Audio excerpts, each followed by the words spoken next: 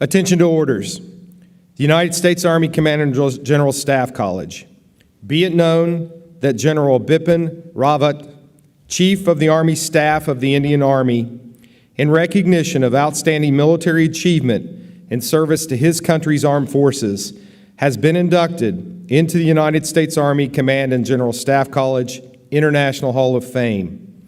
In testimony whereof, and by authority vested in us, we do confer upon him this honor, given at Fort Leavenworth, Kansas, this 4th day of April 2019.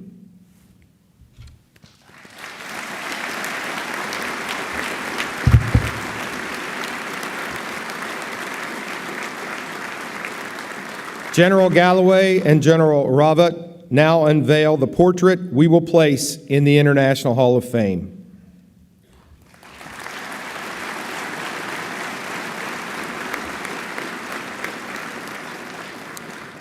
Mr. Hockley will present a gift to General Rawat, designating him an honorary life constituent of the United States Army Command and General Staff College Foundation.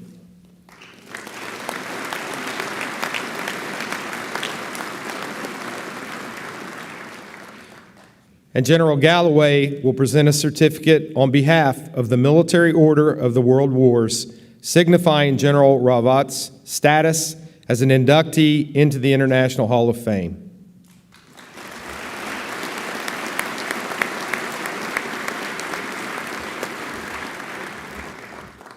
Ladies and gentlemen, General Bipin Rawat.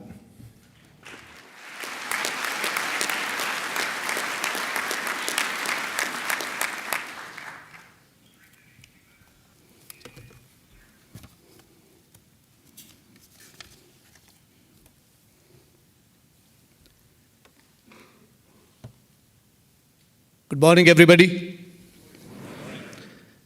Brigadier General Galloway, General Sosa, General Meade, Mrs. Lundy, Command Sergeant Major Dosti, officers undergoing the CG SOC course, other officers, international officers, invited guests, ladies and gentlemen. It is with a deep sense of pride that I stand here before you, being inducted into the Hall of Fame, an honor which I owe to this very institution. I do recall 22 years ago, when we drove into Fort Leavenworth. It indeed was the best year of our life.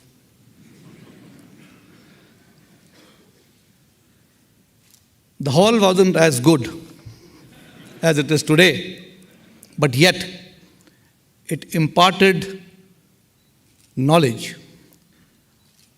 that had held me in good stead throughout my years in service. Fort Leavenworth has changed.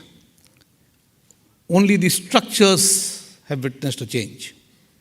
But I am quite confident that the leadership training that is imparted here is of the highest order.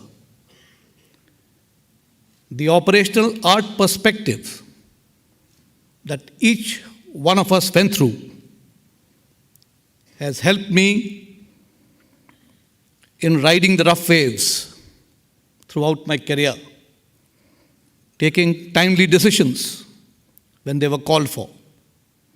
And therefore, my rise to the highest rank in my army, I do owe partly to the capabilities, attributes, and the leadership qualities that we acquired here in a small classroom discussions, through the instructors who imparted quality education to each one of us.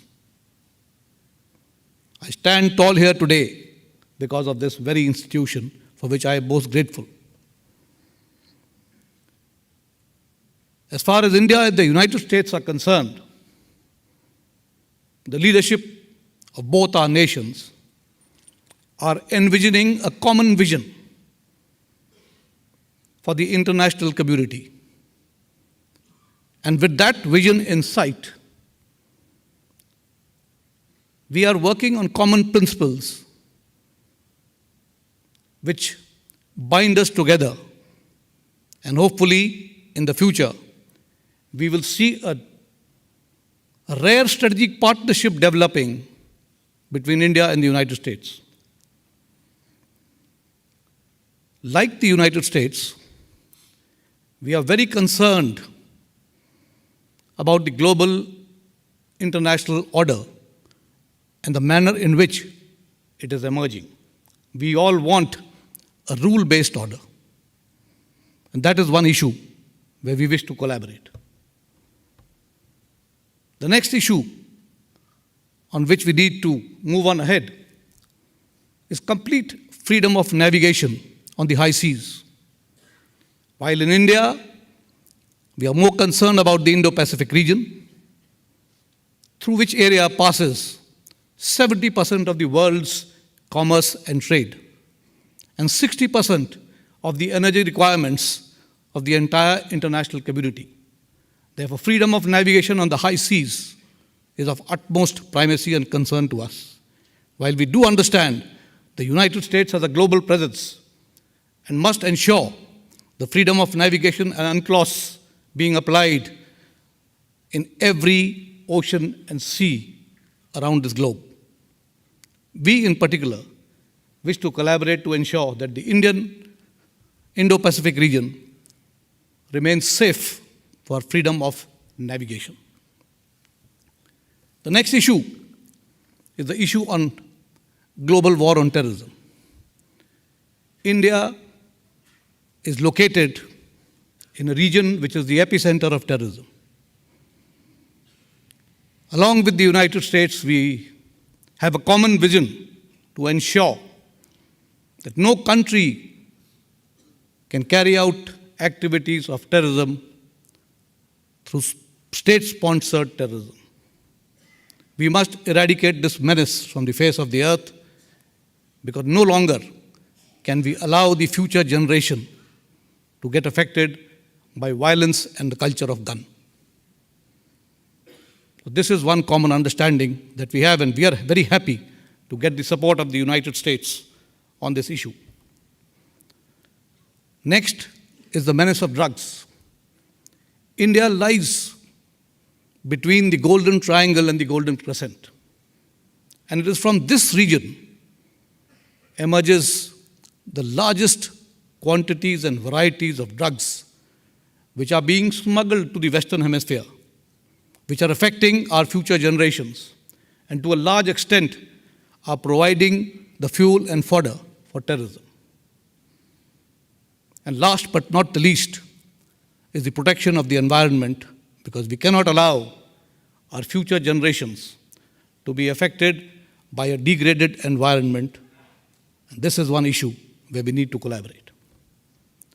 So, ladies and gentlemen, India and the United States have embarked on a new mission on developing a strategic partnership which we hope will hold us in good stead in the years ahead. And before I conclude, I cannot but help thank our sponsors who treated us like family when we were here. Me, my wife, and my two daughters, Kritika and Tarini. Our Kansas City sponsors, the Youngs. They have not been able to come here. My Leavenworth sponsors, Francis, God bless his soul, and of course, Eunice Alexander, who's amongst us today. My military sponsor, Major Keith Bosch from the United States Air Force, and his very caring wife, Delane. We are indeed very grateful to them for having given us the best year of our life during our stay here at Leavenworth. So in the end, ladies and gentlemen, let me thank you once again for having given us this honor today.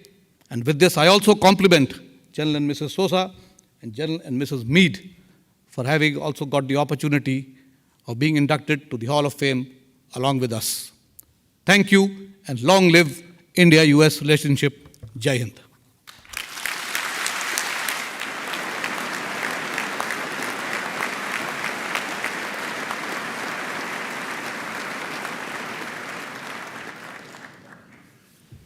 Subscribe and press bell icon. Never miss another update.